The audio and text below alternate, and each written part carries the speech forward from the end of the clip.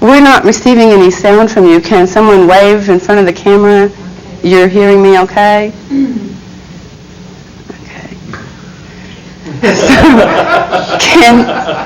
Can you adjust the camera so that I can see all of you? Who do we have there?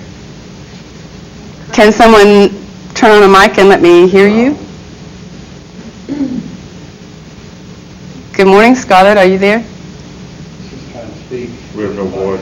We have no sound down here. What do I need to do? Probably Jerry. Okay, Jerry's on the way. Thank you very much. Since you can hear me now, is that true?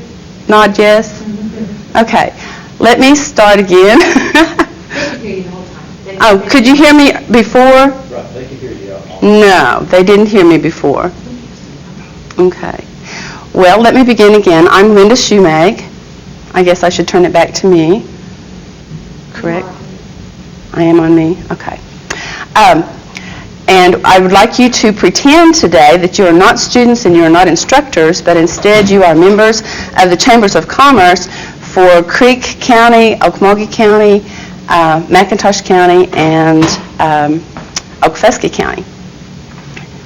And Jerry's here now trying to adjust the sound so that we can hear you and see who's here. Pardon? Have them talk so I can Okay. adjust it. Scarlett, could you speak to us, please?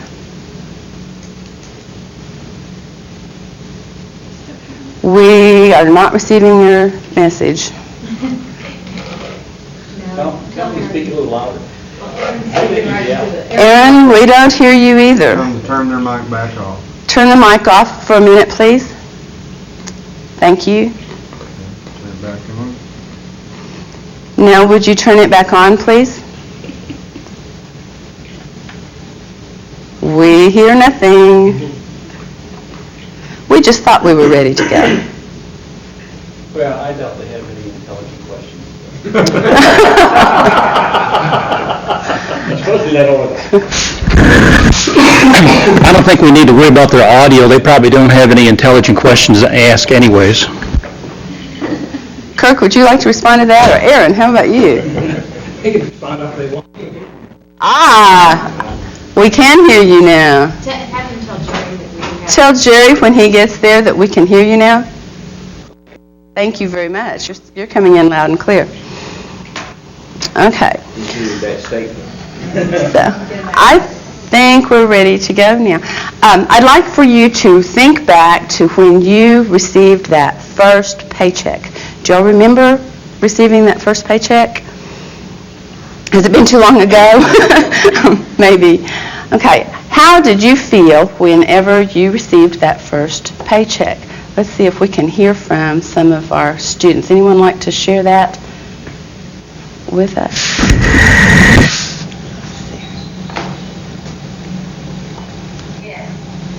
Yes, Scarlett, go ahead.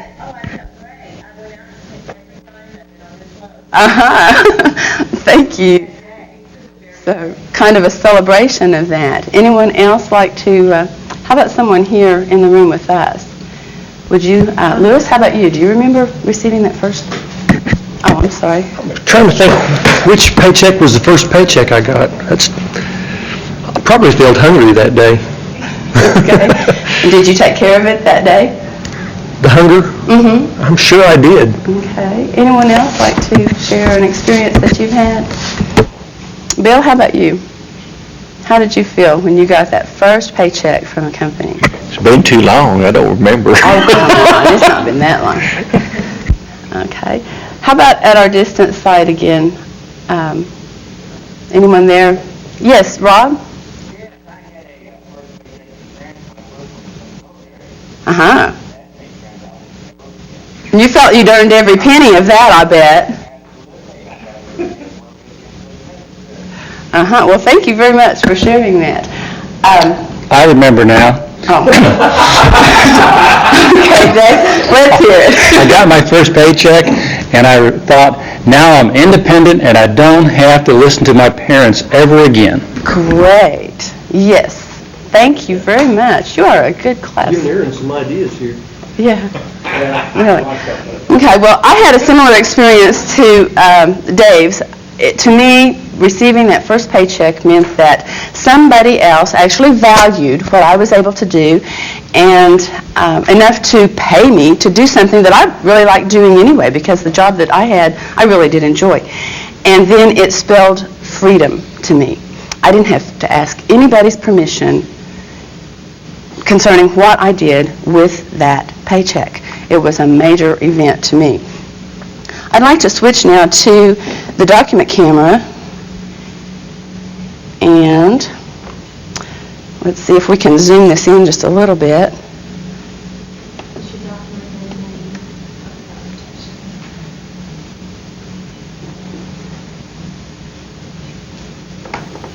Okay.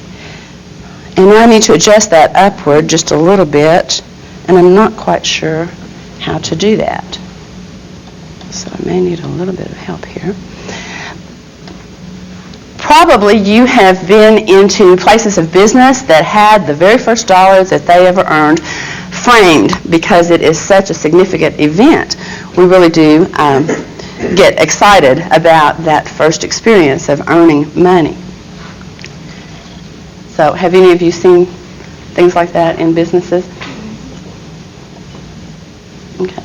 Well, not everybody. Okay.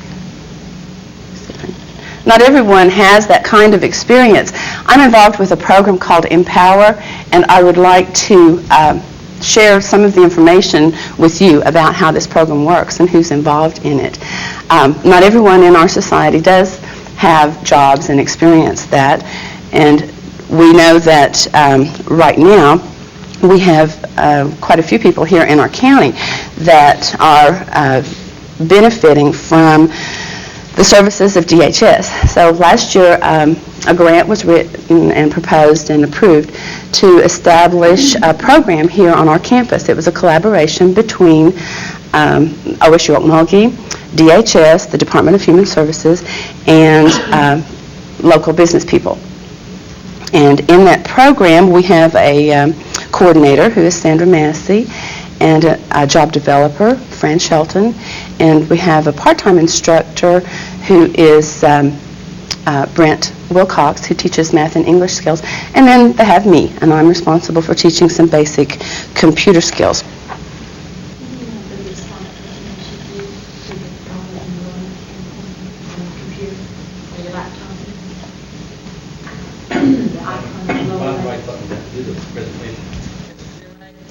Yes, sir. Fill the whole screen. Thank you for that. That would probably help a great deal.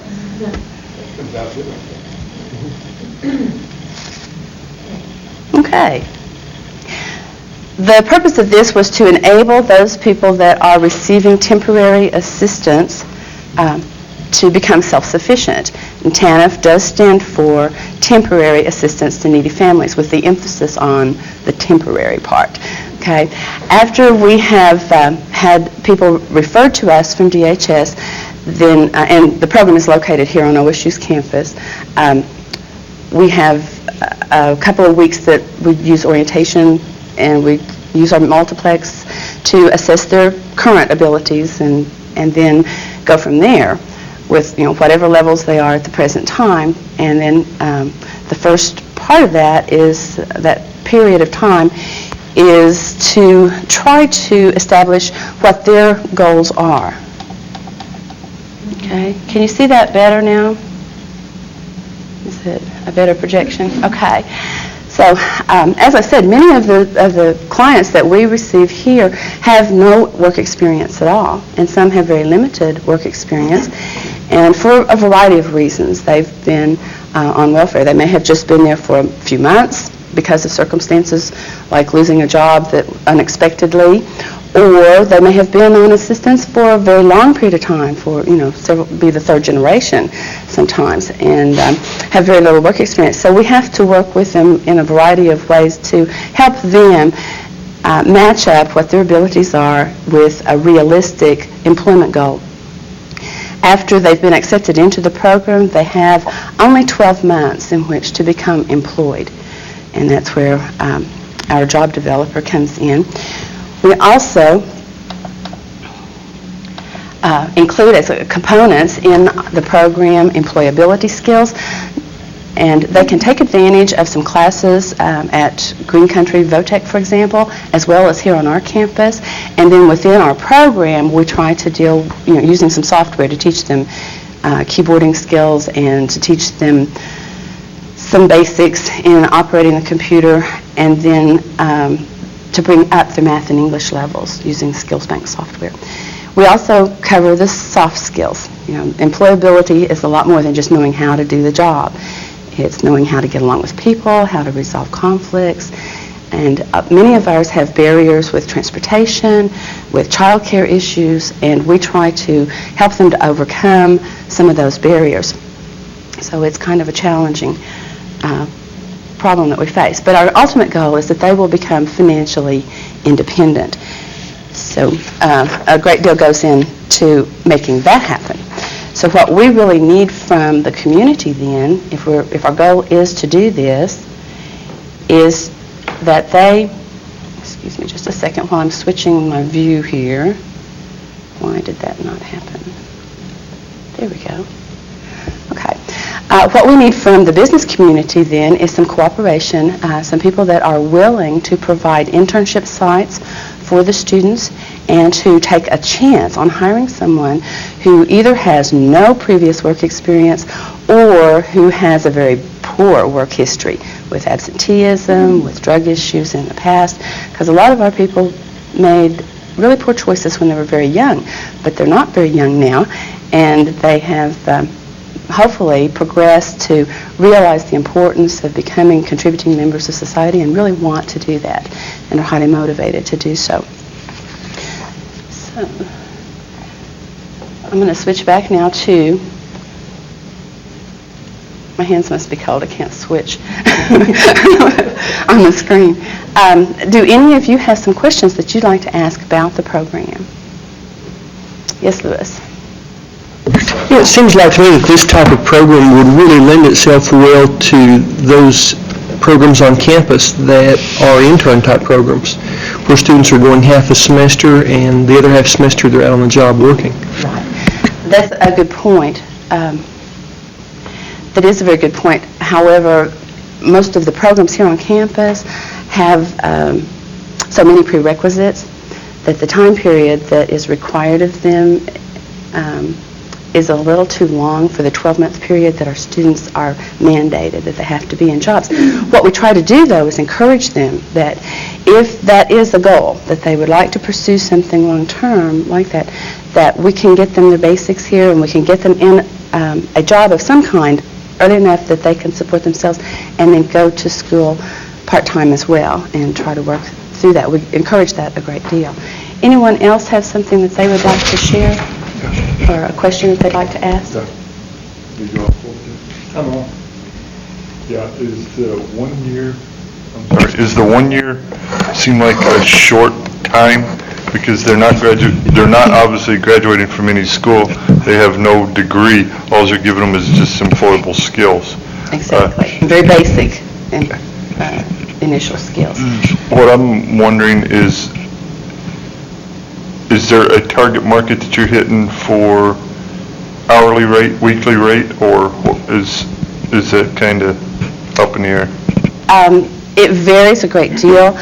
We have put 25 people to work already. Some of them started last September. Some of them started in January, and some have started in between. Some have been with us for 9 months and still are not employed but have been in internships. Some of those that started, say, in January, within 2 months they went to work because they had higher levels of skills coming into the program than the others. Some of the places that we have been able to place people already include, 4 of them have gone through training at Green Country, which was a 7-week program for things like certified nurse's aide training, and then they went to work in the nursing homes around in the county. We had 5 of them employed at Staples, which is a telemarketing kind of thing. It's a catalog order for office supplies, and they just operate the phones. And they put them through 2 weeks of training there and hired them for like $7 an hour to start, and with increases in 90 days. So we were really proud about that. One of ours completed a program in the bank teller program at Green Country, which is another 7 or 8 week program. And actually 2 of them did, but one went to work. None of the banks were hiring here someone with such entry-level skills. And so one went to work at Walmart as a cashier. But, there's a branch bank out there, and she has hopes of being considered when a vacancy occurs there, and she can apply those skills. We've had some do security guard training. We've got 2 that are now, one's taking accounting class here, and her goal is to open her own child care with one of the other students. They're going to partner on that. They've even explored how much it would cost for down payment and where they could get financing and all that. And they're working toward that. And one is taking CAD training. He had completed schooling years ago, but didn't have, in drafting, and had worked some, but he didn't have the computer-aided drafting. So he's taking classes now right here. So we're utilizing the services of some of the things on campus as well as outside. What percentage of males and females do you have? So far, only one male student has been referred to us. We'd like more. We're trying to recruit more, but so far only one has. Okay. How do I switch to there? They're there. Okay. Kirk, did you have a question? Okay. Thank you. Well, I have one more thing. I need to switch back here to this. And I want to thank you for your attention and close this by telling you that we, I went the wrong direction. Or what? It's very slow. There we go. Empower gets its name from matching positive opportunities with employment readiness. Thank you for your attention.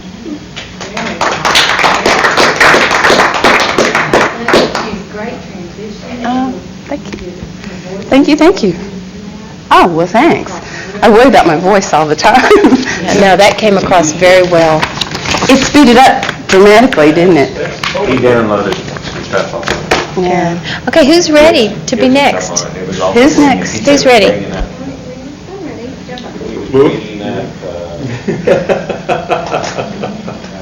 No, I can go in first started. It doesn't make any difference. Thanks.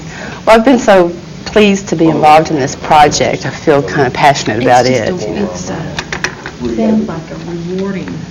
It has been so far. We got our pictures in the paper, guys. Did you all see this? Ta-da, ta-da, ta-da. Empower, Mainstream, some of our successes Who's the here. head student? His name is Dennis Brock. Sure he would like to go into air conditioning? Is there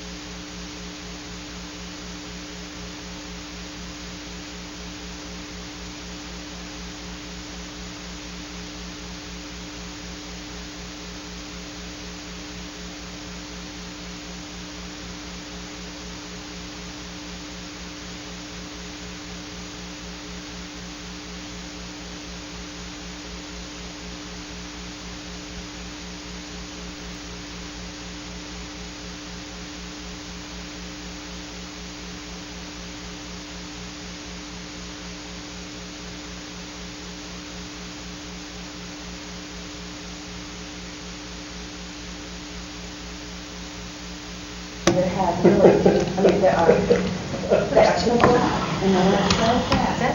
Okay. All right. Did the mistakes when they were 16. Can everybody hear me? Am I on? You ever make one of those dumb mistakes? I made a lot of mistakes. Hello? I can't find a way to get out of it. Is your mics working? Okay. Okay, yeah, I can hear you. I just couldn't hear you good enough. Okay, my presentation is just real basic. I wanted to just have something that I could run through that we could take with us on a recruiting sort of deal, and so I just kind of got it started, and I'll have to add a lot more to it, obviously, but I'm just going to go ahead and start this, and hopefully all the sound will come through. And if the sound is coming through, can you just wave at me, Scarlett, when it comes on? Did you see a wave? Yeah. Well, when it comes on, I want her to wave at me.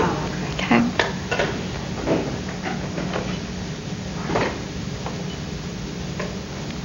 Okay, that didn't work.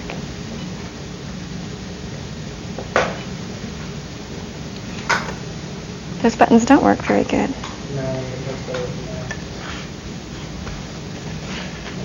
Okay. Yep, it's coming through. Cool.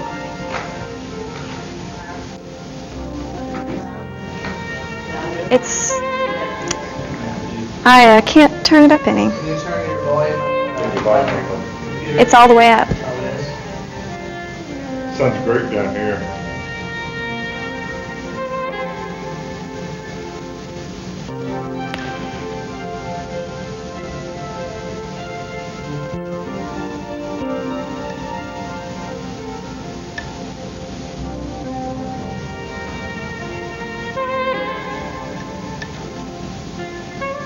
Oh, you can't see.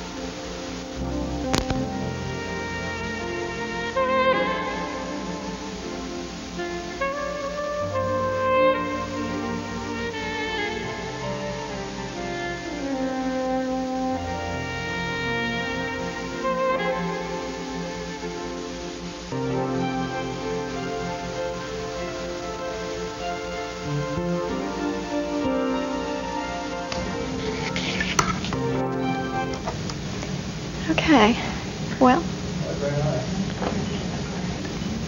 Okay, that is it. That was my presentation. Wait. I have one last thing, stealing Captain Kirk's idea here. Hang on. And, ta-da!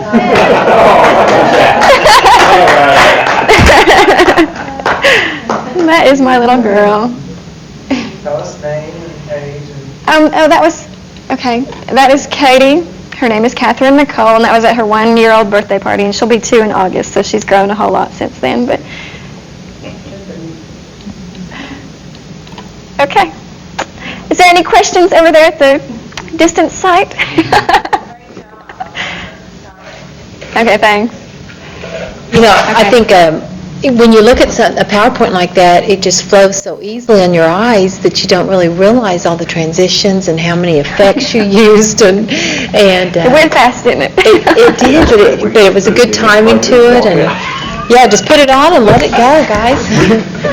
We take this same, exactly what you do, and we go to the Oklahoma Restaurant Association, we go to Taste a Lot and Taste of Tulsa, and ours is set up on 3 separate laptops when we have put up the whole OSU display and the whole bit, and it's a loop constantly runs, and it's all on PowerPoint, and bringing in different pictures and different things like that. And one's for bakery, one's for nutrition, and one's for culinary arts. So you see all this stuff runs, looks pretty sharp. Can- It's really nice. Can you run AVI files Dear on Mike. automatic like that? Hmm? Will it automatically pull those AVI files in and run them like that? I don't know about that. to start automatically like that? I think Okay, we need to press our mics because our people over can't hear. Songs that played continually through it and it faded out and faded back into it. Then they never touched the play. Right, I think but what Lewis was asking was about little mini movies, right, Lewis?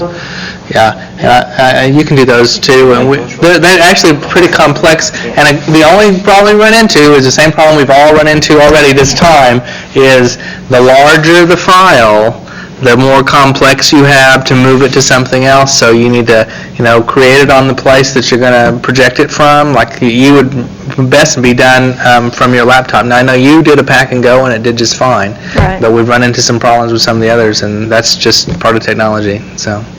But that was really good, you did a great job. Did you say those AVI files separate? The JPEGs, you said JPEG files. They're just JPEGs, but no, I just pulled them. Yeah. They were just, well, The pictures I pulled off discs, yeah, we just saved them on disc, and then stuck them in there.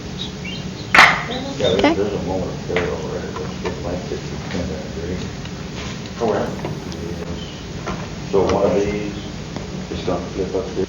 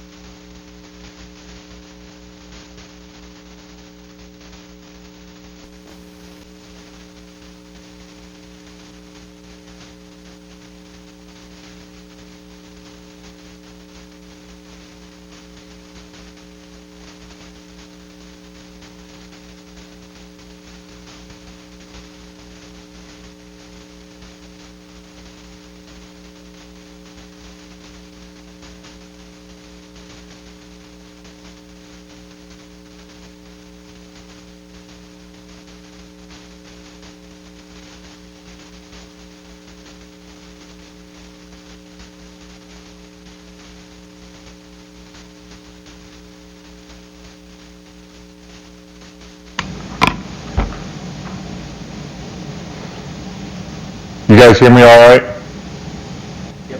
Okay, thank you. I'm going to lay some ground rules. You've been in my class for about 10, 15 sessions. You should know what your mother sauces are. You should know, you've already been tested on all this information. So I've evaluated you, you know what all your mother sauces are, you know what's going on.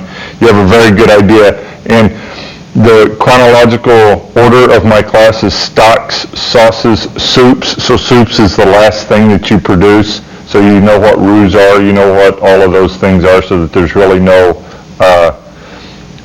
difficulties or questions. This is the starting of the last section. I'm introducing soups to you, and I'm just starting with, this would be a day one presentation when you're coming into a whole new section, and the whole new section is soups. So that's where we're starting out. Now let's go to here.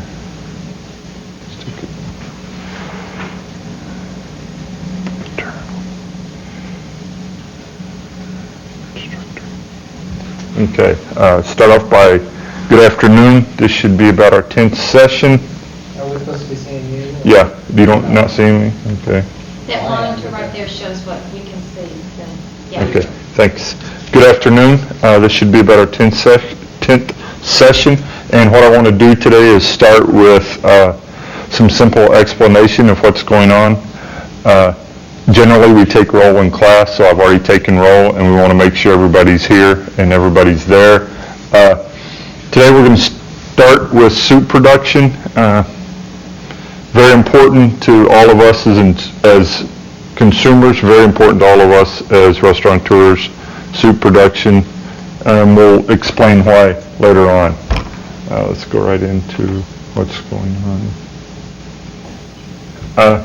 You see kind of a fuzzy, real bad looking shot on your TV right now. Well, when you start with soup production, that's kind of what you get. You start with kind of a fuzzy, out of focus, not really figuring out what's going on. Then you, as you move back and think about it a little bit, your total package comes into view. What you have coming into view there is a old style kitchen with traditional soups being made. The first thing that we need to realize when we have these types of things going on, particularly in soup production, we need to use very wholesome leftovers.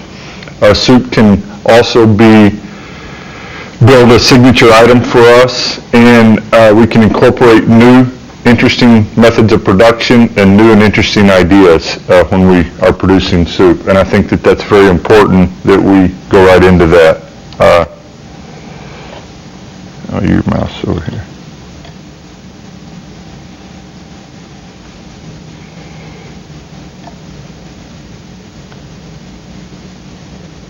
I'm going to load the slideshow, and we're going to go right into the slideshow. I hit it, and nothing happened, Kurt.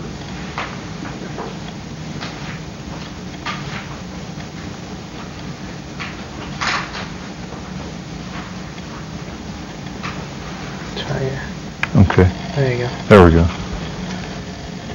Now you know how to get to that line. Yeah, I have to come over here. Go to document camera, main, and then press here. Press here. AV1. There There you go. And now it's just a matter of going to... Lewis Carroll is a living chef. He is one of the kind of the master chefs of, if you talk about qualifications, he's a very qualified person, and this is one of the quotes from him: beautiful soup, so rich and green, waiting in a hot tureen. It's kind of an interesting way to start our production today, to let you know that soup is a vital part of every restaurant operation.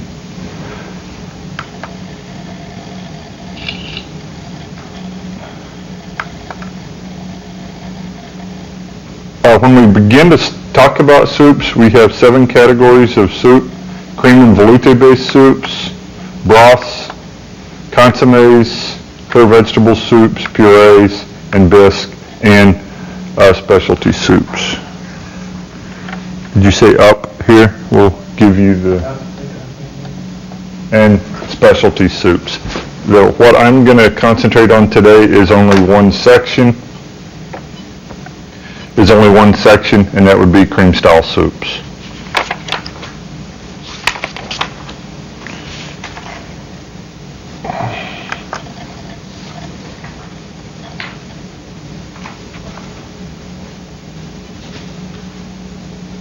Is there any questions up top there, guys? Does anybody have any questions now?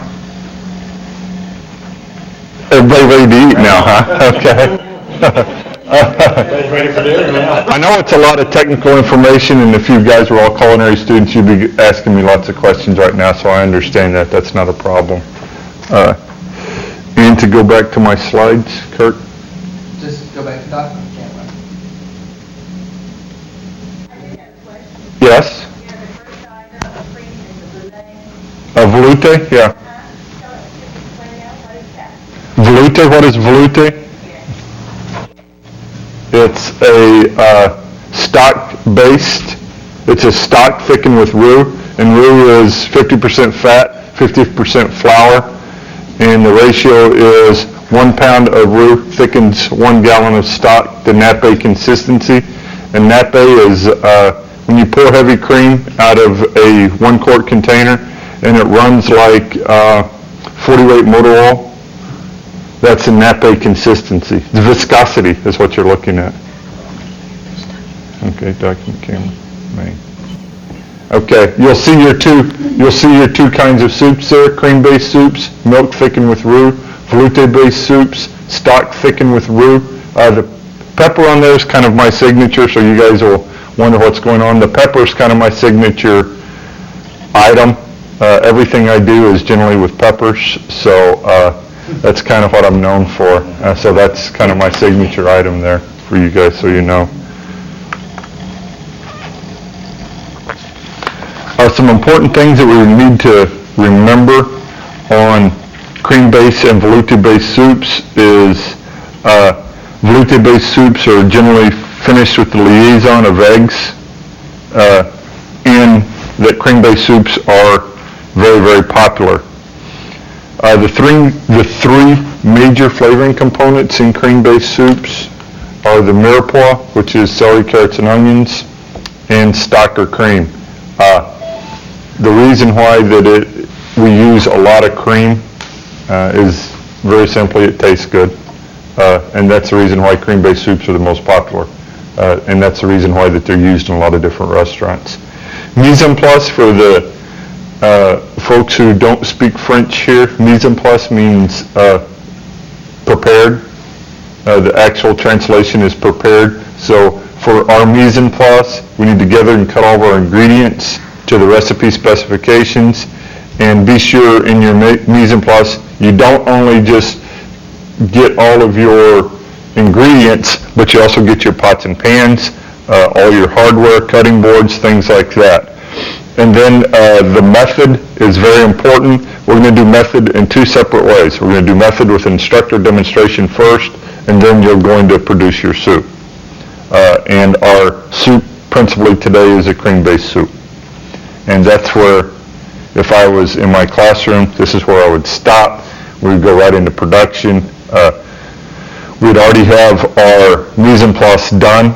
Then we would go right into production and produce our soup, and then everybody would taste, and then we'd go right on from there. So it would be, this actually works out for me because this is really how it does. First 15 minutes of class is going through all this. The last 45 minutes of class is mise en place and production, so it would work out great for me. This scenario would work out good as long as I know how to work the A's and the B's. So it does very nice. Any questions up there? Seems like you're not educated to work like this one. Yeah, Scarlett, any questions?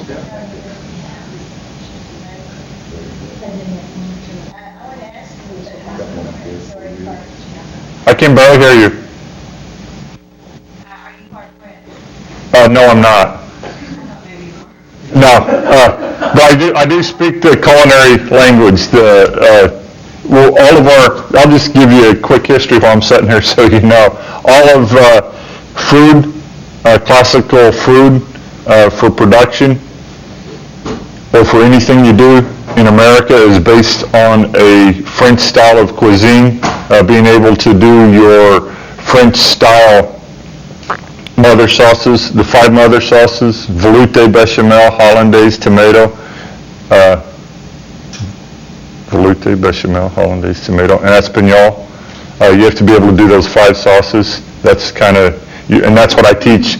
That was a prerequisite before you get to soups, is you have to be able to do those 5 things. So it makes a lot of sense.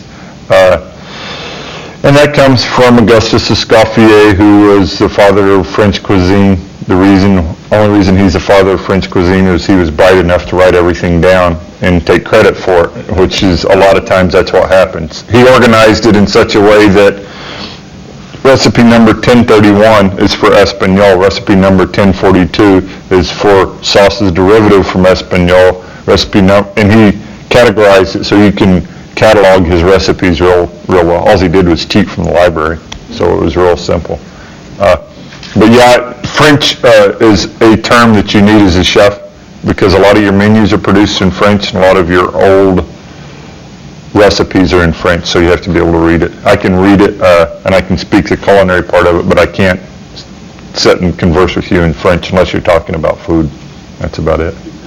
Thank you very much. I appreciate it.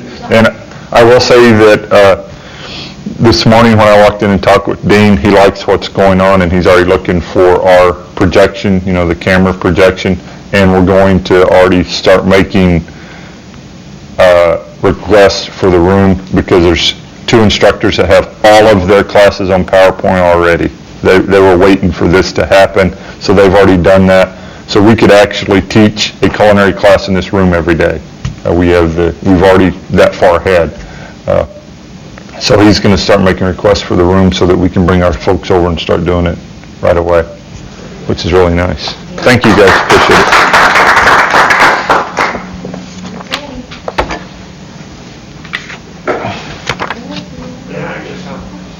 Guess I'm it. Thank you. Thank you.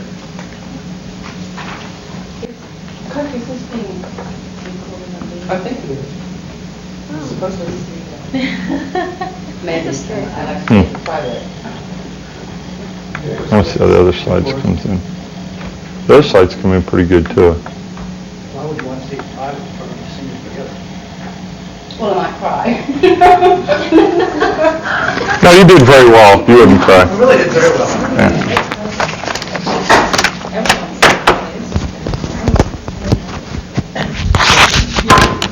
Find out. Well, it's really just concerning. I do need to get these back to Brett, I always thought you were Mexican. Mexican. A lot of them over there think I am, because all I do is spicy. Where am I?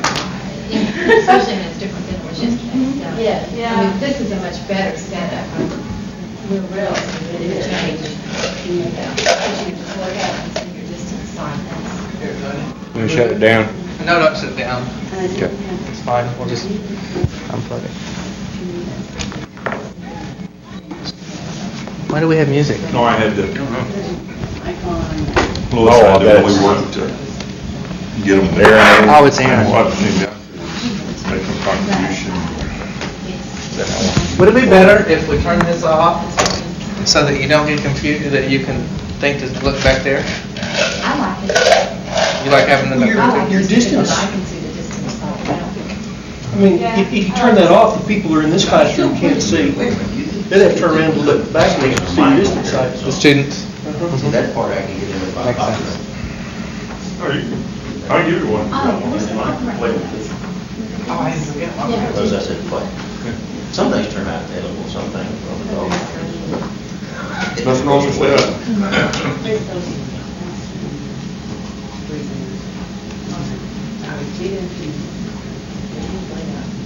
One of those, step-by-step people, with the languages.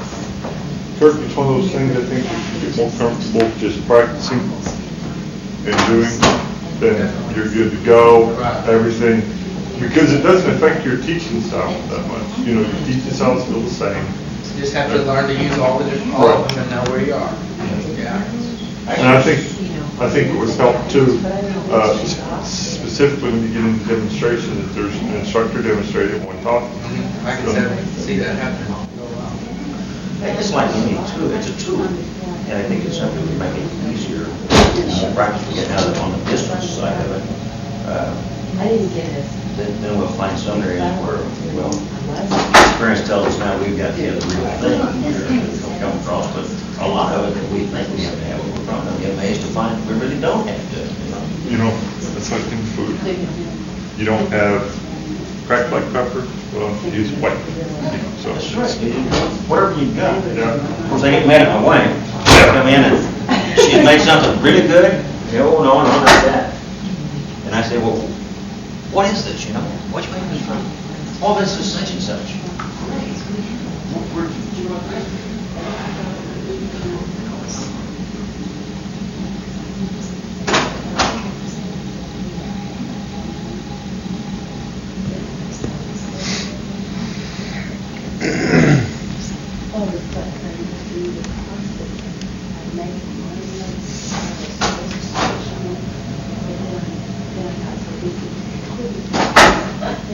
Where am I? You can highlight. I do that when I do.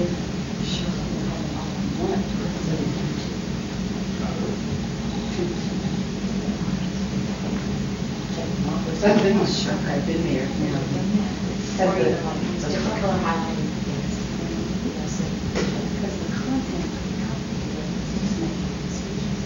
And that does, you know, you get to where it's almost like you hit the switch. It's almost like a fast. You don't have to think of it chalk. It'll be the same way. Will it? Yeah. It really will. Like it ever was. Yeah, that's, you want to write every single day. How's it going, Bill? Now. Need any help?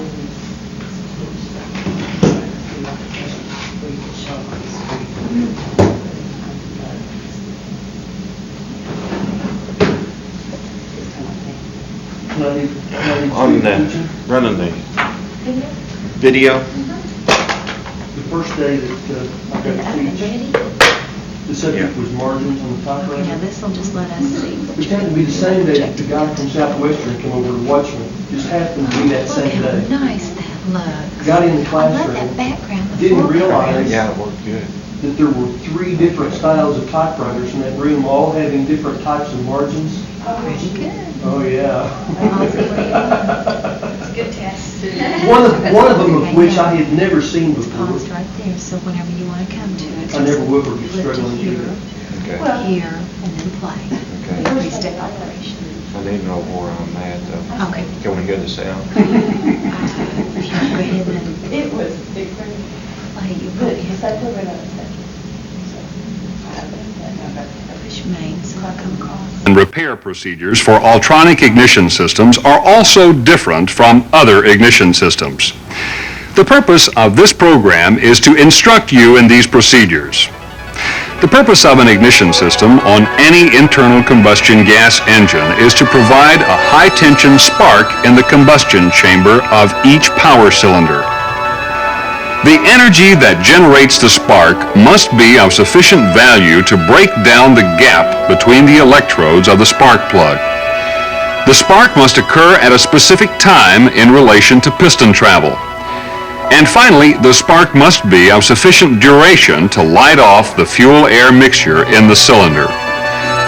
All of these conditions must be met if the engine is to fire correctly. Ultronic manufactures a number Could you hear that? You can hear that. Okay. I bet they can hear that upstairs without the volume. Oh, we don't, on. I don't. It was pretty loud upstairs. I mean, his voice, Brad's voice was pretty loud. Electronic ignition systems are also different from other ignition systems. We turn the, It's just gonna is there any way we be- can get that volume down? I've That tried will what wake I up know the of. sleepers. Why don't you ask Kirk, got an instructor, and just, My voice real low or I can't even tell? No, you can't across. Well, in here. You've got a well, deep voice. Of course, we we were here. Kirk?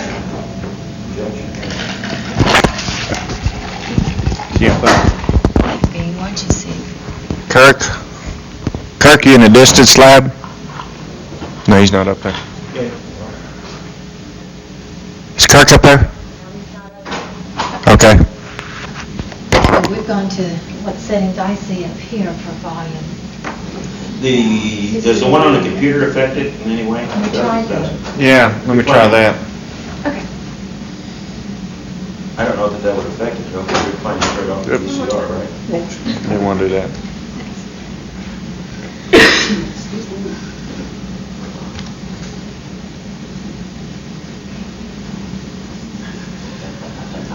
No, that shouldn't affect it, because that's going through something different. Where's the VCR going? Your VCR. VCR's going straight to the TV. Well, does it have a volume control?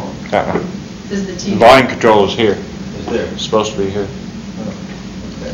For some reason it's not. Uh-huh. For some reason it's That's what I not. was wondering about. Seemed odd. That speaker up there, does it have its own? The problem is if you turn that one down, you turn everything else down. All right, well, We'll just Let me have ask you a to. question. Do you all run any classes or such that Where do you get that thing stuck in? See this one right here. We do some basic classes at night. Basic 1, basic 2, teach you how to make, that's a basic 2 class, as soon as Arkansas is in That's basic cool. 2, you got to teach you to make. you do those at night?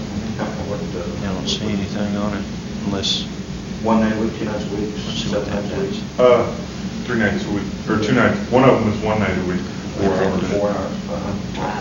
And then, those are fun, but But it's fun, yeah. because I do them, when I do them at night, I always end up where I can, no matter what, they have. The system on any internal combustion gas engine is to provide a high You just change the dashboard. And those, combustion chamber of each power. classes? In other words, you just be taking a regular. I'm teaching I want to teach a class at the county. I'll just go ahead and run it as it is. I'll be there. And you got my Yeah. This fall, but I have to develop the program. At night? Yeah, I want to teach a class at the county. This night, at night. And real. What time in the evening are you gonna start? Start at 5:30? Yeah. My last class. How to make how to make the noodles and everything? we're trying to hide. What's going on? For shooter rep. We're just about ready for Bill's presentation. Baby lentils and, Okay, are you about ready for little yours? Vegetables and kind of in Oklahoma, but real You classic can't? No. ideas. Do you want us to come up there and look over your shoulder at one computer? Yeah. Do you want us to come up there and look over your shoulder at one computer? Yeah, we can. Yeah, because we'd like to see it, because we know you can do the distance, look at your right. Mr. Struck. Hey. All right. We may head up there after we do Bill's. Okay, now how do I get? You want you? Okay, Yeah.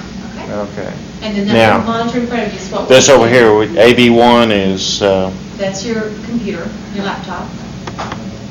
And then you have to go to document camera. okay. You think you're gonna run that 1 night a week, 2, 3, or 1 night? That's this fall, you said you're going to try to do this fall? Don't do it on a Thursday night. I've already got a class Thursday night. So Mike Carmen's not in that department anymore? No, he's still classified under a department, which is why I said we're overstaffed, but he teaches in manufacturing. Why is that He not does not working? teach one of these 2 months. He does teach AV1, that should be your He still monitor. teaches the Botech graphic, which How is. clever that it's not working. Why would that not be working? That was working for a while. Well, that's not manufacturing. Yeah, he's doing half a day graphic and Botech, and then half a day He's supposed to be manufacturing. doing 1 full day, And right? He was, but Allison Goodness. canceled. Okay, let's test something. Okay, that's working for internal. So AV1 should go right to your laptop. And why isn't your signal coming? I haven't told him yet. This Wonder if we're in the wrong port. Do we need to go No, over? it's in route 4. Well, there's no reason why it shouldn't be showing then. Oh, wait a minute, I know what it is. Okay. Maybe. We want him, because we'd like for him to teach. We've got one intro to CAD class. There it is, But yeah. we can't find a place for him, and we can't. I need to go one more time. Get it in there. Isn't that great? And a picture. that It is. It's dark on my screen. That looks good up here. Yeah. The red up underneath has been. Well, why don't you, because the classes are You just. take that with the document camera? Or, I mean, just take that with the camera? Camera, yeah. How's that? Gosh, isn't that a nice composition? Don't you like that? The gray and the red. That's that cool outside, isn't it? How the red comes 20 computers. It's a little busy. You got 5 But they have, Wait till it sees my shirt this morning. Okay, can everybody hear me? Okay, how do you get Aaron, to can the you hear us up there? distance? Great, okay. How do you get to the distance? We're on it now? We're gonna hear your voice, Bill, and see his face. Bill, you Yeah. already linked up with them, you don't push anything for them. Okay. They can hear you. All right, You have one student though, is all the problem, Bill. yeah. Bill, you have one student. One student? There's others up there, he just got it on him. That's what I mean. He's running the chair today. Tell him that Okay. since he's the only student up there, he's got to take the test when he finishes. Aaron? Aaron? Yes? Since you're the only one up there, you have to take a test when this is over, so you need to pay attention? Oh, okay. You're hogging the camera then. You're hogging the camera then.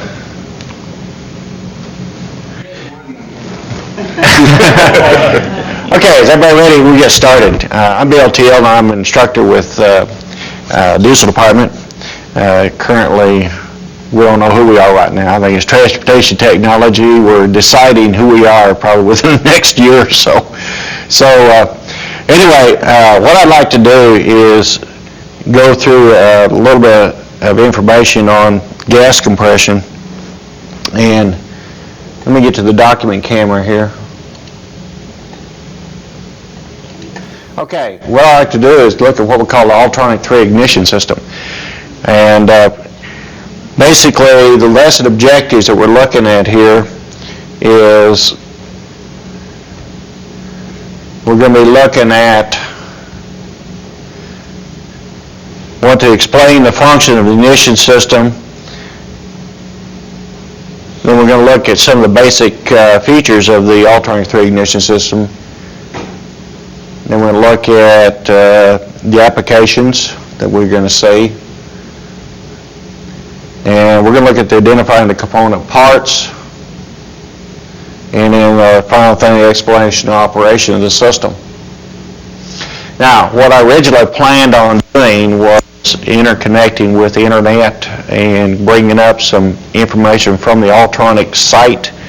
And as of naturally technical difficulties, we're not going to be able to do that. So we're going to skip over part of this and kind of move on to some of the other areas. And one of the things I was going to do here was there is a system drawing that you can pull up off of the internet site, which shows the whole complete schematic system from as it's connected onto the engine. Now, what I'd like to do to go along with that is to now go to, we'll show you a little video clip, and let's start off with, let's see, now how do I get it off of where I am? What do you want to go to? I need to go to the video. Touch the video and then touch. Oh, yeah, okay. What I'd like to do is show a little clip off of a video that is put together by Alternating Equipment, and it gives you an introduction on what the ignition system actually, how it functions and how it works. And this will be a little loud, so those of you up there, you might kind of wake you up and everybody kind of stay awake for a little while, so we'll see what happens here. As a result, the maintenance and repair procedures for Ultronic ignition systems are also different from other ignition systems. The purpose of this program is to instruct you in these procedures. The purpose of an ignition system on any internal combustion gas engine is to provide a high-tension spark in the combustion chamber of each power cylinder. The energy that generates the spark must be of sufficient value to break down the gap between the electrodes of the spark plug. The spark must occur at a specific time in relation to piston travel. And finally, the spark must be of sufficient duration to light off the fuel-air mixture in the cylinder. All of these conditions must be met if the engine is to fire correctly. Ultronic manufactures a number of ignition systems, each designed. Okay, we're going to stop right there, and basically what we're looking at here is a particular type of ignition. In that video, they go through about 5 or 6 different ignition systems. And I'm going to key in on one particular style, which is what we call the Ultronics 3. Again, what I was going to do was continue on with where we're at here. We're going to go to description and features of this particular, and we're going to skip over that, and we're going to go to the application. The application of this particular unit is for extremely large, heavy stationary engines. And we're looking at giving an idea roughly around 9-inch bores. You figure a standard engine for a car is probably about 2.5, maybe 3 and 4 inches. We're looking at about 9-inch bores and probably greater, get up to 14-inch bores. So extremely large engines. Horsepower ranges up to around several thousand horsepower. So this is designed for your bigger engines, your larger engines. This is the typical ignition system. This is what a lot of people call the magneto. That's really a incorrect term, but it's called that always out in the field. It is based on several main component parts here, and you can see that we've got a drive. That's one thing I don't like about the mouse.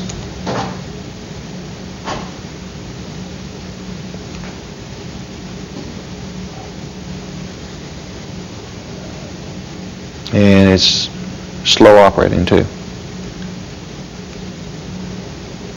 Get back where I was. Okay. Okay. We can see the drive in this particular, and you can also look up here, and you can see the drive where I'm here. For those of you that are up in the distance site, you can't see this, so what we're going to have to do is we're going to have to somehow focus our camera. Can we focus that camera down on this right here? Sure, go back to instructor Okay. and just tilt it down. Okay, yeah. I was playing with that the other day, but okay, now how can I get it on the distance? Okay, there we are. Then just, that'll be what you'll send out. Pretty good shot of it. Okay. Okay, so basically this is our drive located right in this area right in here. That's one of the things we were looking at. Now let's see if we can go back to the document. Okay, the next thing we're going to look at is what we call the mount.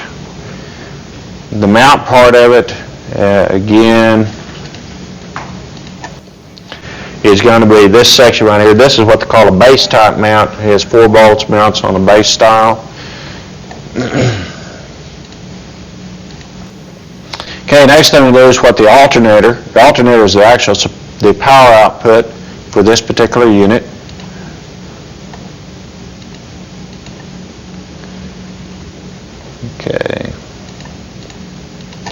Okay, this section right in here, this area right along in there, this is basically what we call the alternator section of it, which is right along in this area here.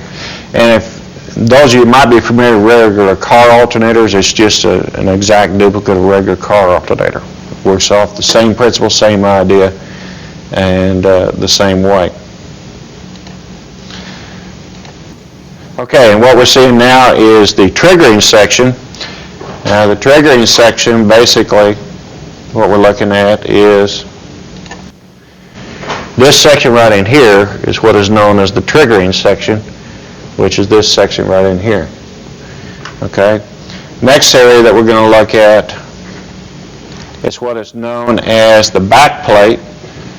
Now the back plate, I was going to use my mouse, but that always gets me in trouble. So, but the back plate, as we see right here, is this section right along in here. This is known as the back plate. It looks to me like it's the front plate, but it's actually called the back plate. Okay? Now, some of the things that you'll see on the back plate, as we'll see here, is we also see, and let me see if I can,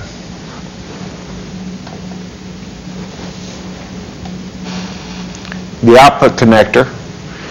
And the output connector basically is located right in this area here. This is your output connector. Now, looking at another view of this, we can kind of see the internal workings of this particular unit. So,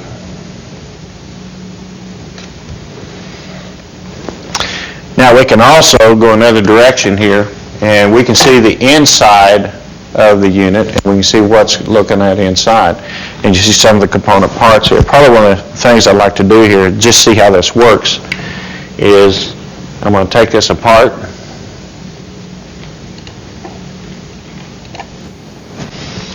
So we can actually see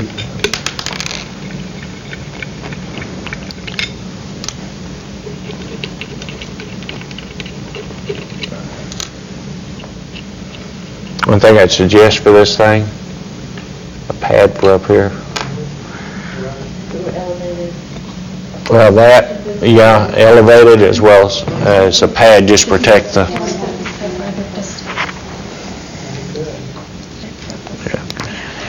Yeah, that'll help. Because this will scratch that. Okay, now then we can actually look at the inside of it and see what it looks like inside. And we can look at some of the features.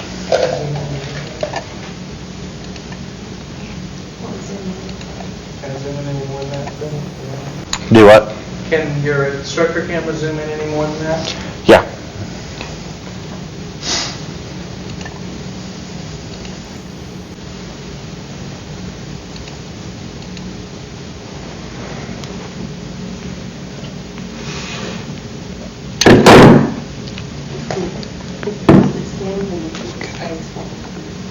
Yeah, if you were sitting down, we could see your face at the same time if you wanted to. Okay. No. No. Doesn't work that way. That's good, we can see through the details. That's really a good application, yeah, I hadn't thought of. Well, it's one of the things I want to try to do is be able to see how close we can zoom in. We can zoom in fairly close on it. But I want to be able to get to where we can actually, like Rob would like to do, show things where we could show it over a small component. But this kind of shows. But another route that I like to go is, okay, going back to the document. Now that we can see this located right in here, we see the component features of it. And some of the features I want to pinpoint is the pickup coil. And again, I'm going to try this, and I'll probably lose it, but let me see if I can get my little arrow up there. There's a pickup coil. Y'all see that up there? There's a pickup coil. The other one is what is known as the rotating timer. And what we find here is that actually there is a magnet, a permanent magnet located right in here. This permanent magnet ties into this rotating timer, which is a little arm that we see right here. Now if we go back over to here, we can see this little arm. You can see it kind of rotate. If I can get it to rotate there. You see that little arm rotate right along in here, right there. And then let's try another little direction here.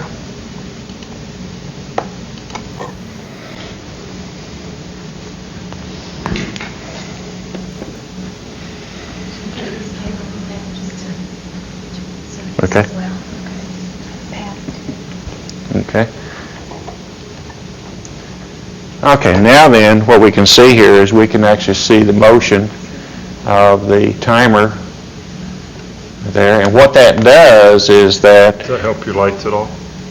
Yeah, it does help a little bit. Well, let's see. Yeah. What that does is help, if you can see your pickup coils, located right along in here. You all see the pickup coils there? You got one here and one there, right? You got two pickup coils there. If you look at the top, you can see these looks like buttons here. Well, what happens is this permanent magnet, that creates a magnetic force right there. It sticks to my knife. That's a magnet, okay? Well, that passes that coil. Well, the basic philosophy of magnetism is if I magnetize something, and if I put magnetism through a coil of wire, it creates electricity. You can actually create electricity by flowing a magnet across a coil of wire. And that's part of what we're going to be looking at here as far as the operating principles of this particular system.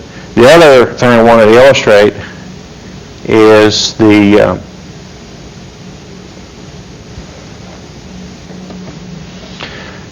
looking at the circuitry, and you'll find that down here at the bottom there's a circuit board that'll be connected in here, and that's the main electronic circuitry.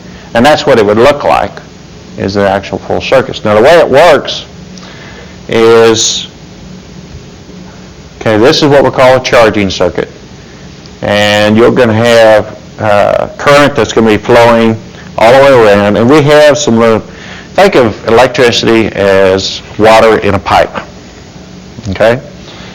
That's why it's probably the easiest way to remember. This is your pump, from a little arrow there.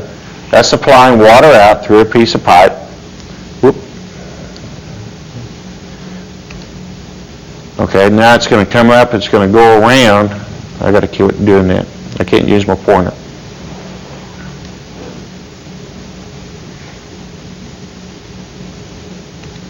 Okay, what it does is it goes around to where you see that SCR2 over there to the far right. Now, think of that as being a valve. Right now that valve is closed. Won't let any water pass. So that's exactly what's happening here. That is going to stop any water from going through. So we have no electricity flowing through it. Okay, so now then we're going to go to the next thing. This goes into a couple of other factors that are happening there. The curved arrow indicates going through the regulator side, of which regulates the voltage. We're going to skip over that and go to the next one, which is the most critical one. You know, the straight arrow going down goes to those little cross lines, that's C1. That C1 is what we'll call a capacitor. Capacitor is just like a battery. It just stores energy. That's all it's doing. It's just storing energy. So now that what we've got this circuit has what we call the voltage potential at this time, but it's not doing anything right now. All it's doing is storing energy. Next thing we see is now then, that's that little round pickup coil that we saw a while ago. Okay? Now when I pass that magnet across that curved arrow goes down, and if you notice it goes down to a little kind of angle line going into that SCR1. Okay? That's what we call a trigger circuit. That's just like you going in there and turning a valve on. Opening a valve. Okay? So what happens there is, now then we have that discharge or current is going to flow now through that resistor. And again, I wish my pointer would work without getting it to jumping. I can't get it to work. Yeah. Yeah, I'm going to have to figure out some way to do that without... 10 minutes. Yeah. I'm going to have to get an external mouse. Yeah, that really is the only way. Yeah. Okay, go down through there, but you can see it there. Now, I mean, we'll just kind of skim through this real quickly here. What happens now is now then that is going to open where the SCR2 is, and it's going to allow current to flow from that capacitor. That's where you get your big charge out of this thing, that capacitor, and that will take and run across that coil over there. Well, the coil will increase the energy up there, and that's going to go around and increase and produce energy in that coil. From there, it's going to go and run it through the stator. What happens there is you have two coils of wire there, one right next to the other. One coil will produce a magnetic field, goes across the other coil, and what that does, steps up voltage. That's like you see these big old cans sitting out there on the power line, and it steps up your voltage. Well, that's what's happening here. Steps up that voltage, and when it steps up that voltage, then we have that, and my sound didn't come in. Supposed to have an explosion there. Okay? And my sound didn't. But basically, that's a real quick overview of basically how the system works. Okay? I try to integrate as many different sources as I can just to see how they work and how we can integrate it into the system here. And I can see some excellent potential with all this. So, yeah.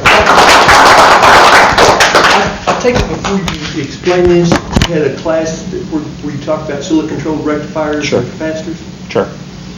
Yeah, this is really an advanced class, and compared to what I normally give. There will be a lot of instruction ahead of it on silicon control rectifiers and so forth.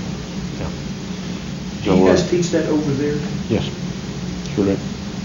Yeah, we got we actually use General Motors course that they developed for entry level electronics, and that's what we're using. We're using their course. You probably get a lot of General Motors instructors down to help you teach it right now. Oh, yeah. Wait for anything. Yeah. Anytime. Anybody have any questions for you? Really turned out nice, Bill. Very nice. Okay. The- Well, I was disappointed in something. I like to have my internet connection and a couple other things, but I can see some things that I need to revise and redo Well, I think and change. That's what usually Yeah. happens, isn't Yeah. it? People. Well, but in reality, if you look at the amount of prep time that we have put into this course. That's right. That's an awful Compared to lot. what you would put into a traditional course, and the results we have got, in my mind, that's phenomenal. Yeah, I'll agree. So the time the time output is definitely. My prep time historically has ran, if I'm going into class for a 1-hour presentation, I had better have at least 4 hours outside of class and not expect anything at all. Yeah. You're right. Yep. That's my rule of thumb.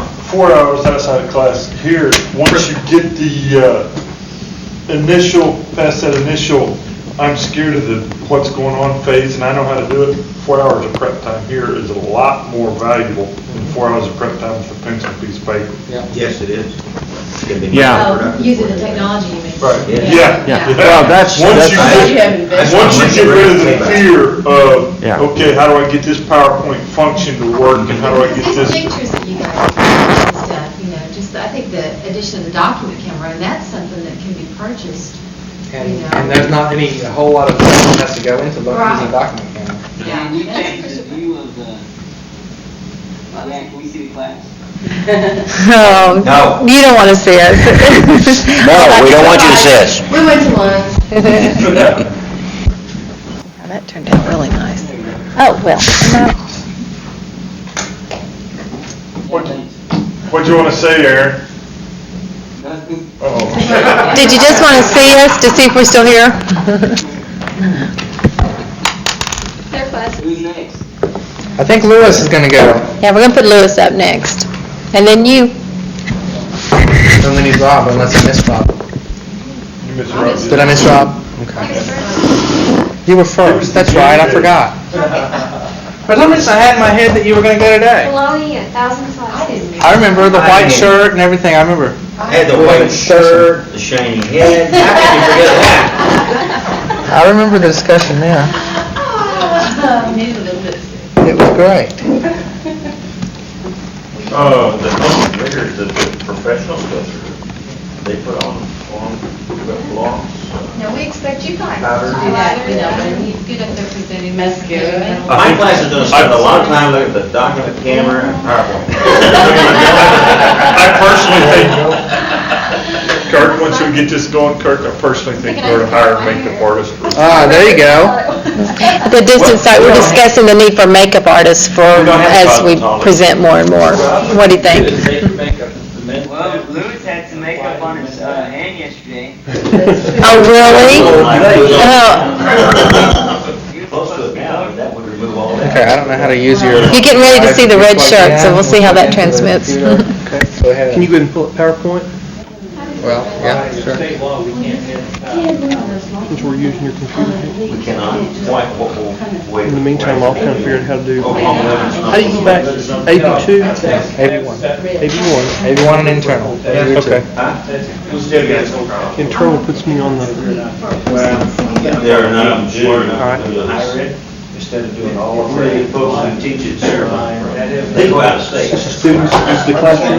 Students? Mhm. That's instructor. Graphic one, be the first arrow, two, second arrow, and then on the mouse click, so gives it That's that not- eye. I see why I was reading into your program. Yeah, they gotta leave something to protect. I started moving my mouse. I have a question for you guys. Open an existing presentation. Do you guys have articulation agreements with VOTEX? Let's see if you got a drive Do you D. have good results from that? If you don't, we'll have to start your computer back up again. Ours right now, I want to say is about And it looked to me like it's split in the middle, doesn't it? half good, half bad. Yeah, it's not there, see it? This has got to be plugged in when you load the software, when you start the computer up, That's where it's, they desperately need to go on the process. so that we have to reboot. Reason I left it before they got through our class, and they didn't. See if it'll load it. They were still in the high school mode arena of operation. They had, some of them managed to make it on their own. I see what you're talking about. Grown up enough, I guess I want to say, that that's enough. The other half of them that I had experience with were on, they came in expecting someone to look over their shoulder and they can do their homework. And every day, had you done this, had you done this, had you done this? When it didn't happen, they didn't succeed. I think that problem could be fixed. I don't see anything in place to fix it.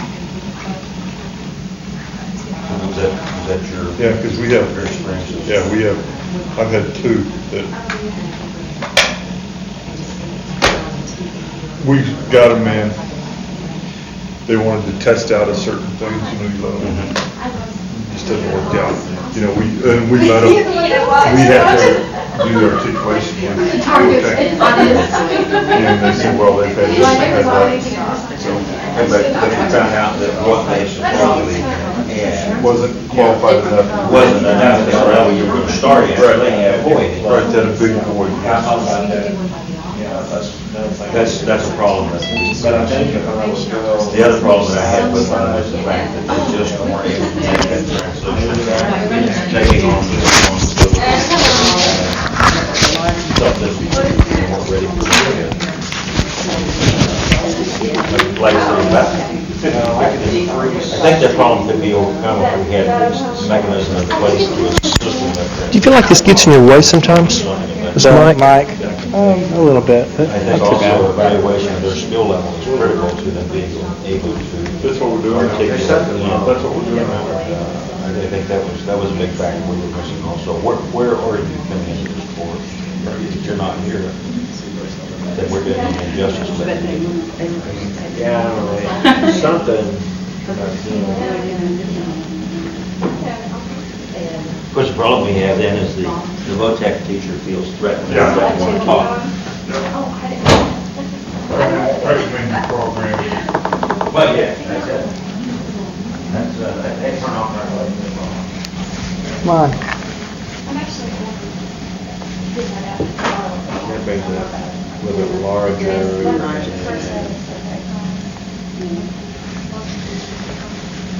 Well, another problem. Yeah. I could. Yeah, but see, you can only go so large, and then you gotta run on stage. The only thing, I think you can zoom on here.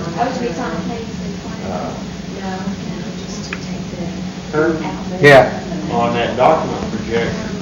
Yeah, you can you zoom on that document projector? I mean, when you're tied in on your PowerPoint, and you zoom in and zoom out, and then, I know you can pan when you did that. On this? Yeah, you can go zoom in and zoom I'm out. talking about when you're using PowerPoint. Oh, when you're using PowerPoint, can you make it? Tied into it.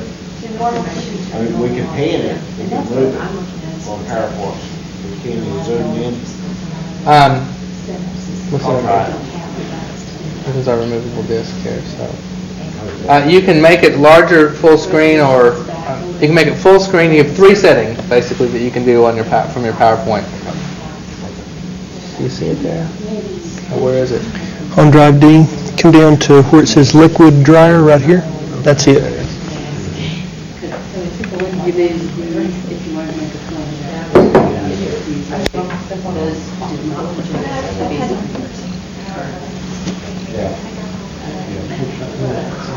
Okay, we got 81 going. Let's I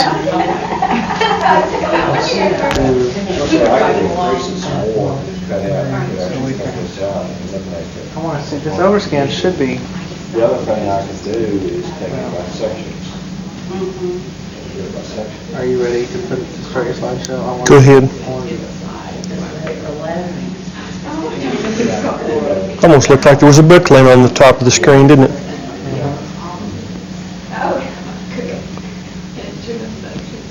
Yeah, see, look, with your overscan here, these are the 3 things you have with your overscan. That's your view, that's your view, and that's your view. You have those three views. So, See, they should have that photo thing this whole time. right, well, that's what I was saying with I that. kept trying to push that over. Well, evidently, he had it set just for the remote, because I just did it with the remote. Oh, okay, so. But if it's full screen, then what I kept having to do last time was full screen for most of them, but if it went down far at the bottom, then you'd have to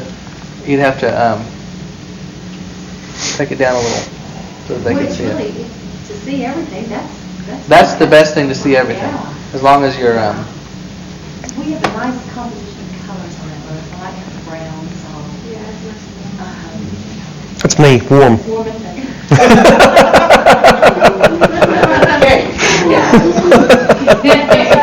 go right on past that. We'll skip the remark about Lewis. Before you start, so I won't interrupt you. Why in the world is Brad? I don't know. Brad, did you know that you are projecting a, oh, no, we're doing, oh, Aaron, you're so funny.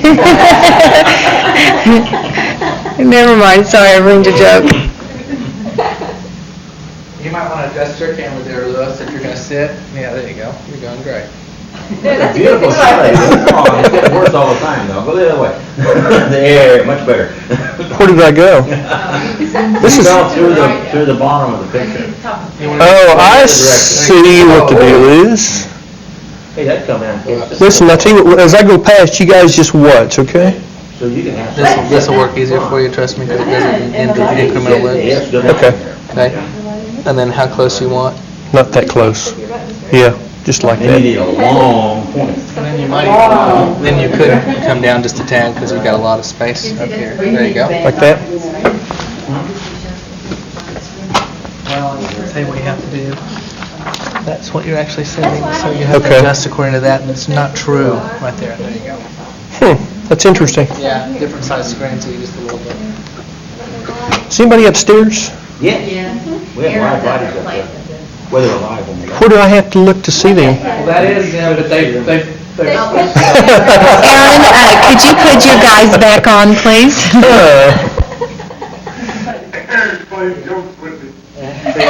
As I said, it looked like an image on an image, and he had turned the camera to face the TV monitor. How funny. We still don't see you, Aaron.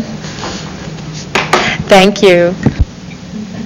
He's getting the hang of it. I know, it's dangerous now. Hey, I would have managed to get the camera to point to it. Aaron got all the buttons with them, you know. And you can do it, you could make a point yesterday, this is, the preset is automatically, We're going to talk about liquid filter dryers today. Can everybody upstairs hear me? What was that? We're going to talk about liquid filter dryers today. A liquid filter dryer is actually classified as an accessory. Does anyone know what an accessory is? It's what matches my Easter shoes, and my Easter dress. I thought it was an accomplishment crime. You going to give that to me again? Yeah, go ahead. An accessory is what matches my Easter dress, like shoes and jewelry and... Okay. So actually, it's one of those things you don't actually have to have, but sort of dresses you up a little bit, improves your performance, and that's exactly what a filter dryer does.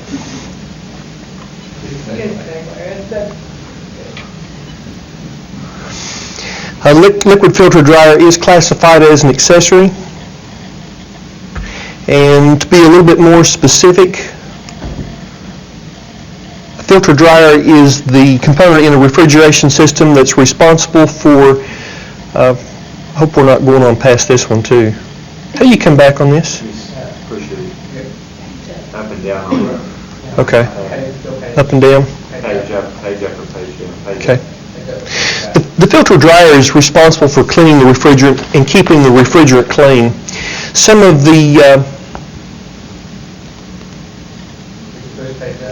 well, I'm wondering how to focus that so I get my up and down. well, or do your overscan button with the remote. I think if we do that, I think it'll catch everything, but we'll try it on the next slide and see.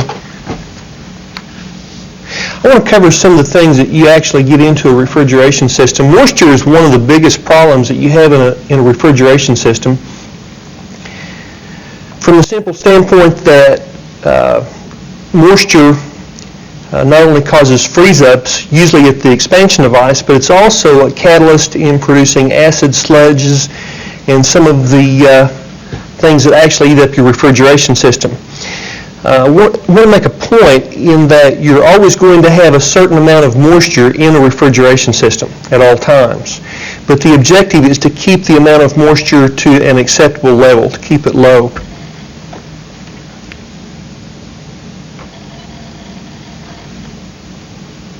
Boy, this seems a little slow to me. Do I push the page down?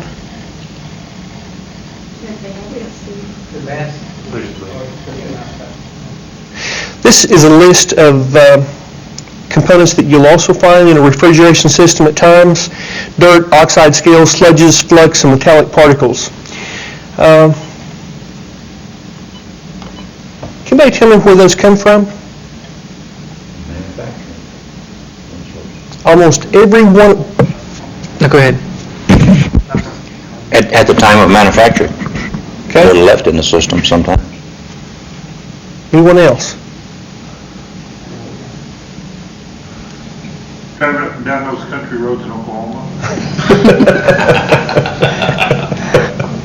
Or just in the atmosphere? Dirt?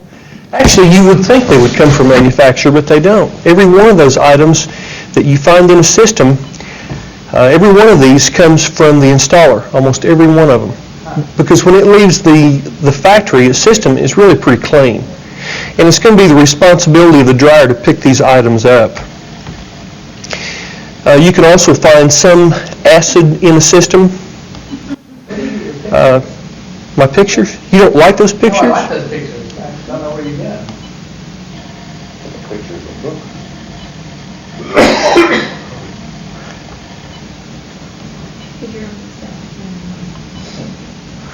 Well, I have a lot of trouble getting that to switch back and forth for some reason. Use the pad of your thumb, if it's solid enough, don't let it. The mouse, I had better luck with the mouse. Okay. And then just click. Yeah. All right. I couldn't make it work. I couldn't do it. It's off. They have to calibrate that.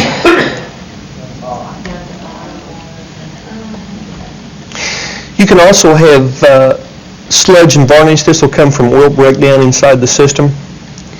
And usually most of the problem that you'll have with sludge and oil breakdown actually is a result of too high discharge temperatures, which can be caused by too high superheat, too warm a refrigerant entering the compressor, dirty stopped up condenser on the outside where you're not getting enough airflow through the condenser, or a problem with high compression ratios. I want to show you a picture of a couple of dryers. These are both liquid line filter dryers. You're not pushing your master there. There, now we got it. Jeez. This is a pain in the rear. Oh, just quickly. How would you like to have 25 sides you were trying to look at? This is a picture of a liquid line filter dryer. The one on the left is actually a replaceable core dryer. Can I use my era on this any place? Very careful. Don't tap. Okay. This is the one on the left is a replaceable core filter dryer. I want to point out that replaceable core dryers are available with flare fittings, or it's possible to buy those as a braze sweat fitting. This is a replaceable core dryer, and they come in sweat fittings only. A replaceable core dryer would be used in larger applications where you would have a bigger piece of equipment, or where you would need to replace the dryers frequently, such as a compressor burnout, for example.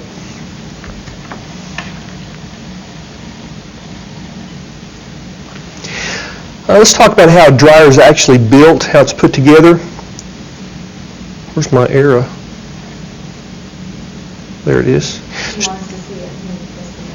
Oh, I keep forgetting to do that. There's two parts to a dryer. The first part is the core, the dryer core, which is usually activated alumina or molecular sieve. And then down at the bottom of the dryer, there is a screen. Now, this particular dryer has some fiberglass that you're seeing right here, which is not actually for filtering. It's more of a seal to keep the refrigerant from going past the filter at this point right here. The refrigerant actually enters the top of the dryer, comes down through the core,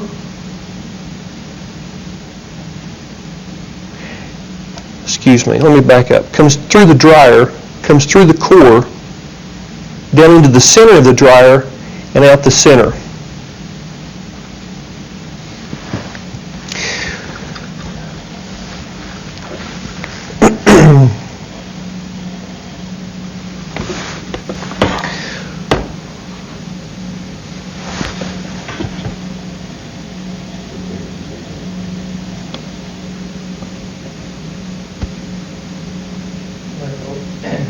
You want to go wide, you want to press your wide button. If you want to go up, just let us. Okay, there's what I want to do. This is a picture of a dryer. This is an actual dryer that I have in my hand. This is a liquid dryer. I want you to notice on the dryer there's an arrow. This indicates the direction of flow for the dryer. Bidirectional dryers that will flow either direction or both directions are available for heat pump applications, but standard dryers are direction sensitive. The flow is one direction only.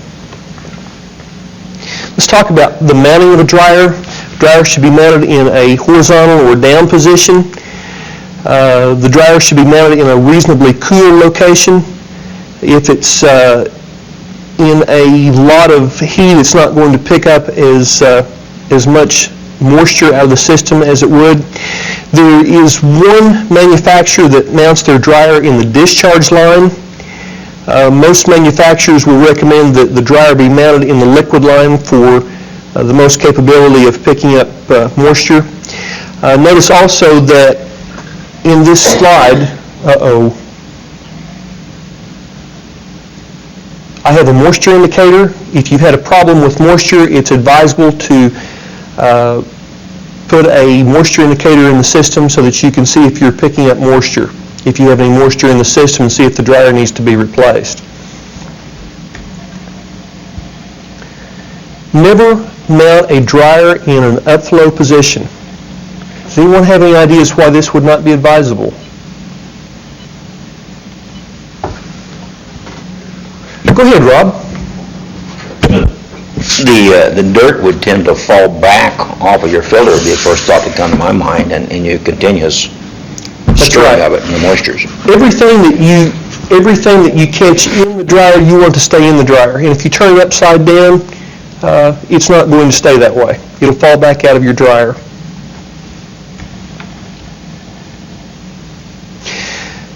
Dryers with sweat fittings are usually steel with a copper coating. Do not over-clean these dryers. If you do so, you're going to clean the copper off of the steel, and they will not braze as easy. Always direct the heat away from the dryer with your torch. This will protect the paint on the dryer, and it will protect the desiccant on the inside of the dryer. Let's talk about selecting the correct size dryer. Dryers are rated by the capable flow capacity and the moisture capacity. And you always want to follow the manufacturer's recommendation whenever you're selecting a dryer.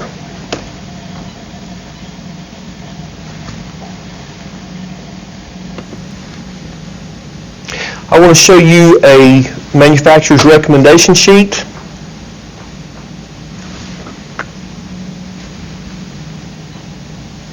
Now you're seeing that, right? Yes, I see it. Okay. This is what the sheet looks like, and I'm going to telephoto down so you can see this.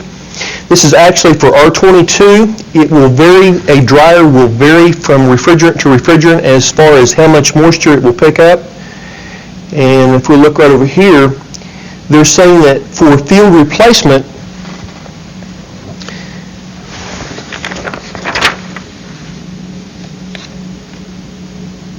we'll come across and look at a 16 cubic inch dryer.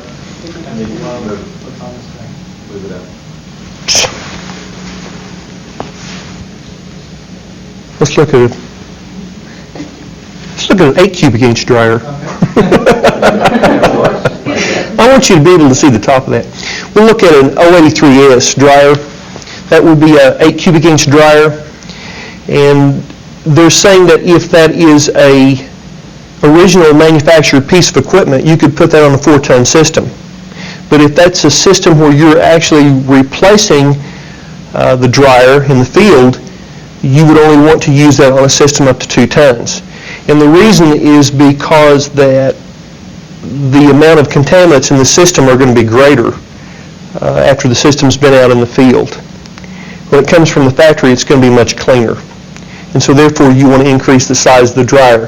This also takes some field experience in that if you are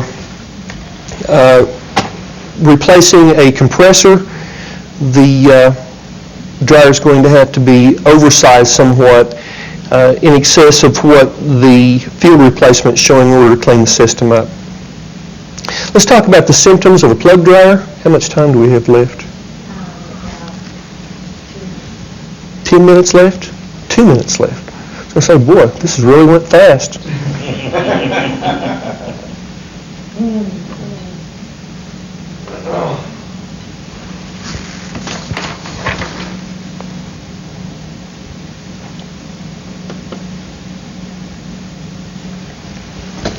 Some of the symptoms of a plug dryer is loss of capacity on the system. Oh, you don't see it? Now you do, right? I could have sworn I pushed the hip. The low side suction pressure is usually lower than normal, and the high side suction pressure can be anything. It can be high, low, or normal.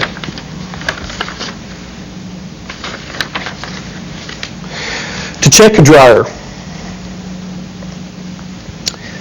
first thing, touch. I just love that when that spins. I should have done all these that way. If you can touch a dryer and you feel a difference in the temperature between one part of the dryer and the other part of the dryer, you usually have a dryer that needs to be replaced. However,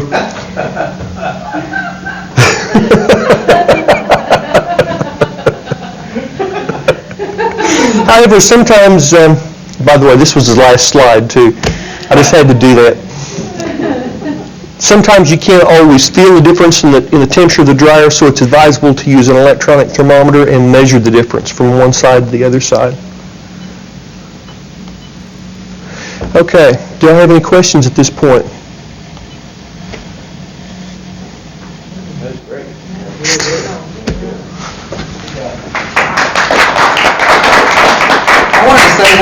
I wanted to say one thing. If you would put the camera back on yourself for a second, Lewis. Notice.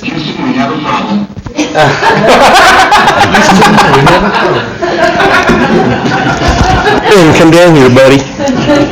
Anyway, all I wanted to say was we talked about colors, and if you notice how bright his shirt is on screen, and if you just sitting here looking at the difference between reality and what it is on the screen, there's a pretty big difference, and that gives you just a little bit of a hint of how much, what do I want to say, just richer and brighter the colors are on the television, so you want to be careful of that. I mean, it looks good, but it is real vivid red, and even though your shirt's not that vivid. He was saying not to use red.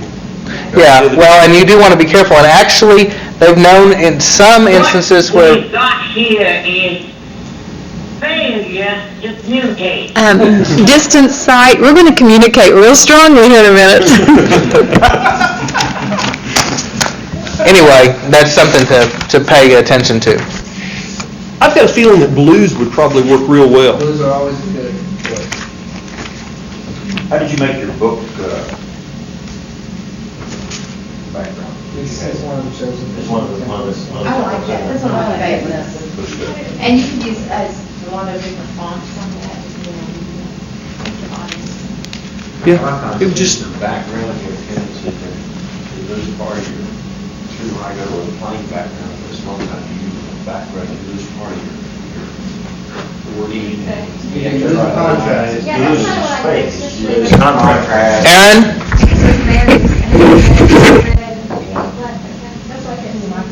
Aaron, we're waiting on you, buddy. No, y'all not coming. Oh, one up there? Okay. Yes. Okay, we're on our way up. Okay. I think another thing that, we were talking about the border, we've seen how important that is, you just can't get so far down to the bottom. It's different on television and on. I think that's really good. I'm pretty glad to look at it, if you were going to pack it, go. I spent a lot of time Just go.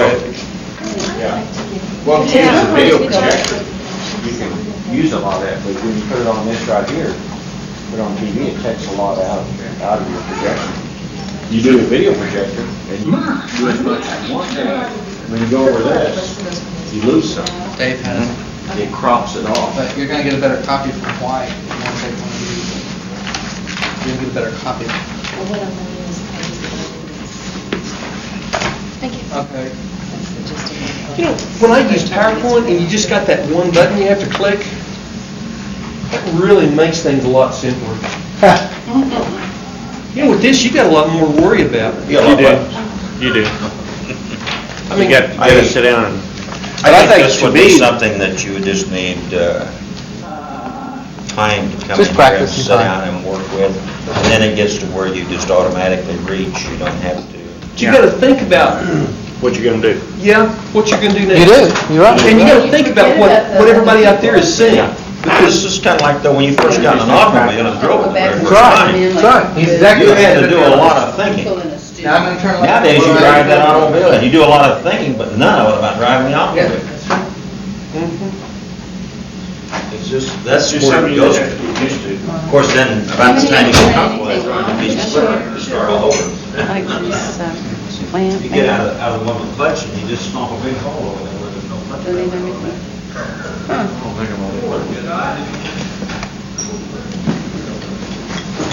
I would dread these computers. They're so being so complex. I couldn't teach them.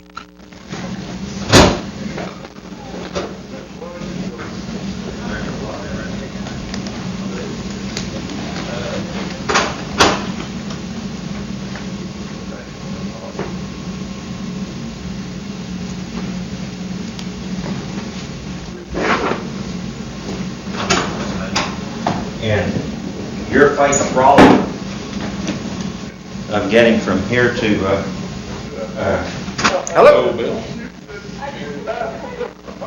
Well, who you watching? Is that? that's our distance sign upstairs. Oh, okay, okay. We're looking at the pictures on here, but,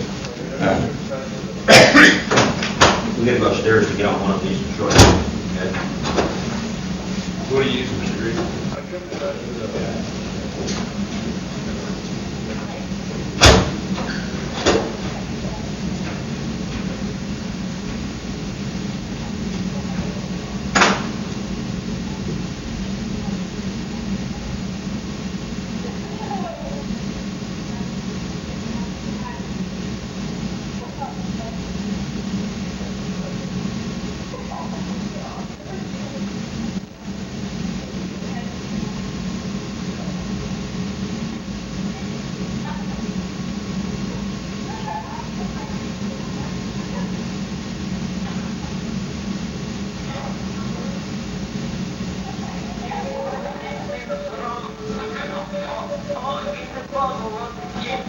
Three,